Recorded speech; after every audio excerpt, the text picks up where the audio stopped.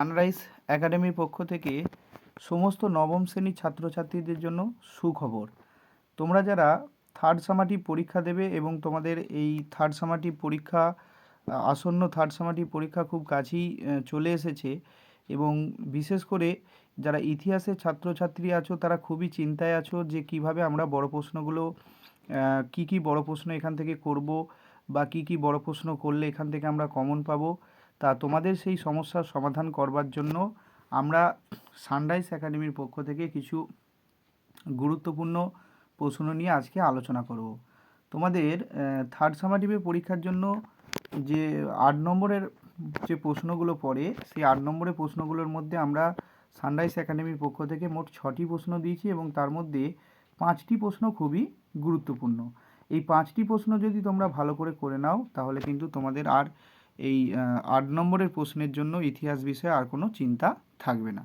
দেখো, এই প্রশ্নগুলো সম্পর্কে আমরা একটু আলোচনা করে দিচ্ছি এবং আর একটা কথা, আমরা এই ভিডিওর মধ্যে 8 নম্বরের পাশাপাশি তোমাদের অধ্যায়ভিত্তিক যে 4 নম্বরের প্রশ্ন আছে, যেগুলো তোমাদের পরীক্ষায় মোট বিভিন্ন বিভাগ থেকে নিয়ে মোট 6টা প্রশ্নের উত্তর লিখতে হয় 4 নম্বরের, সেই প্রশ্নগুলোও কিন্তু আমরা এখানে তুলে দিয়েছি। সেই প্রশ্নগুলো তোমরা একটু দেখে নেবে। আমি 8 নম্বরের প্রশ্নগুলো নিয়ে শুধু আলোচনা করে দিচ্ছি। দেখো, প্রথম প্রশ্ন রয়েছে, ফরাসি বিপ্লবের রাজনৈতিক ও অর্থনৈতিক কারণগুলো আলোচনা করো। খুবই গুরুত্বপূর্ণ প্রশ্ন। দ্বিতীয় প্রশ্ন রয়েছে, ফরাসি বিপ্লবে দার্শনিকদের ভূমিকা আলোচনা করো। পরের প্রশ্ন, প্রথম বিশ্বযুদ্ধের কারণ ও ফলাফল আলোচনা করো। পরের প্রশ্ন, দ্বিতীয় বিশ্বযুদ্ধের কারণ ও ফলাফল আলোচনা করো। যারা ভালো মুখস্থ করতে পারো না বা যাদের খুবই চাপ লাগে বা কষ্ট লাগে, তারা অন্ততপক্ষে এই প্রথম বিশ্বযুদ্ধের কারণ এবং ফলাফল আর দ্বিতীয় বিশ্বযুদ্ধের কারণ ও ফলাফল এই দুটো প্রশ্ন অন্তত করে যাবে, কারণ এই দুটো প্রশ্নের মধ্যে যে কোনো একটি প্রশ্ন আসার সম্ভাবনা খুবই বেশি।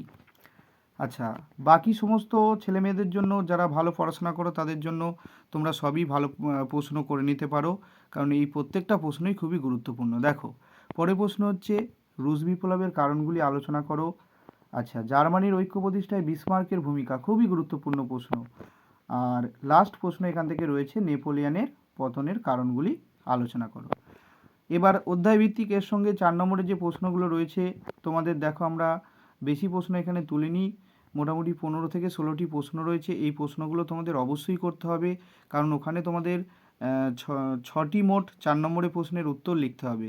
সেই হিসাবে অধ্যায়ভিত্তিক আমরা প্রতিটি অধ্যায় থেকে অন্তত খুবই গুরুত্বপূর্ণ যে প্রশ্নগুলো রয়েছে সেই প্রশ্নগুলো আমরা তুলেছি। দেখো, প্রথম হচ্ছে, টেনিস কোর্টের শপথ অথবা বাস্তিল দুর্গের পতনে গুরুত্ব আলোচনা করো। তারপরে প্রশ্ন রয়েছে, ফ্রান্সকে ভ্রান্ত অর্থনীতির জাদুঘর বলা হয় কেন, অথবা বিপ্লব পূর্ববর্তী সময়ে ফ্রান্সের বৈষম্যমূলক কর ব্যবস্থা সম্পর্কে আলোচনা করো।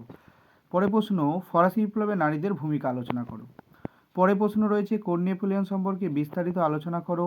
নেপোলিয়ন কী উদ্দেশ্যে মহাদেশীয় অবরোধ ব্যবস্থা চালু করেছিল এবং তার এই মহাদেশীয় অবরোধ ব্যবস্থা ব্যর্থ হওয়ার কারণ লেখো। এরপর রয়েছে, টিকা লেখো ওয়াটারলুয়ের যুদ্ধ। আচ্ছা, পরে প্রশ্ন রয়েছে, মেটার্নিক ব্যবস্থার মূল্যায়ন করো অথবা মেটার্নিকের পতনের কারণ আলোচনা করো। পরে প্রশ্ন রয়েছে, ভিয়েনা সম্মেলনের উদ্দেশ্য এবং গৃহীত নীতিগুলি সম্পর্কে আলোচনা করো।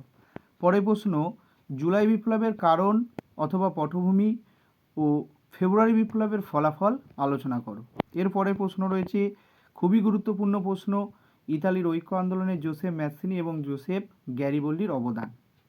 আচ্ছা, শিল্প বিপ্লবের যে অধ্যায় রয়েছে সেখান থেকে রয়েছে, ইংল্যান্ডে সর্বপ্রথম শিল্প বিপ্লব হওয়ার কারণ আলোচনা করো, অথবা কোন কোন বৈজ্ঞানিক আবিষ্কার সর্বপ্রথম ইংল্যান্ডে শিল্প বিপ্লব ঘটাতে সাহায্য করেছিল। পরে প্রশ্ন রয়েছে, শিল্প বিপ্লবের প্রভাব বা ফলাফল আলোচনা করো, অথবা শিল্প বিপ্লব কীভাবে উপনিবেশবাদের জন্ম দিয়েছিল তা লেখো। এর পরের প্রশ্ন রয়েছে, প্রথম বিশ্বযুদ্ধে মিত্রশক্তির সাফল্যের কারণ লেখো, অথবা প্রথম বিশ্বযুদ্ধে জার্মানির ব্যর্থতার কারণ আলোচনা করো। এরপরে প্রশ্ন, ভার্সাই সন্ধির বিভিন্ন শর্তগুলি আলোচনা করো, অথবা ইতালিতে ফ্যাসিবাদের উত্থানের কারণ অথবা জার্মানিতে ন্যাসিবাদের উত্থানের কারণ আলোচনা করো। পরে প্রশ্ন রয়েছে, ভার্সাই সন্ধির শর্তগুলি আলোচনা করো।